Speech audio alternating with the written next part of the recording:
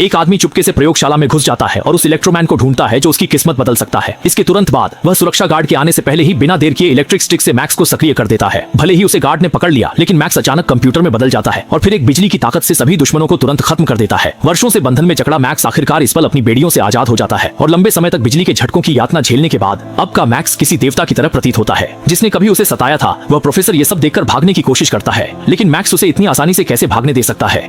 अब उसका सामना उसी के जैसे बदले की बिजली से होने वाला है और मैक्स भी अपनी फू चो योजना शुरू करने वाला है। फू चो का उसका पहला निशाना वही कंपनी का उपाध्यक्ष है जिसने उसे कैद करने का आदेश दिया था। ये व्यक्ति न केवल पागल खाने की आड़ में मानव प्रयोग कर रहा था, बल्कि उसने हैरी के कंपनी के सारे शेयर भी छीन लिए थे। उपाध्यक्ष को बिजली से मारने के बाद मैक्स ऑनस्कॉर्प ग्रुप के पावर ग्रिड में घुस जाता है ताकि पूरी तरह चार्ज होकर स्पाइडरमैन से फू चो ले सके, क्योंकि शुरुआत में उसी ने उसे हराकर पागल खाने भेजा था। ये सब बस एक पल में हुआ था।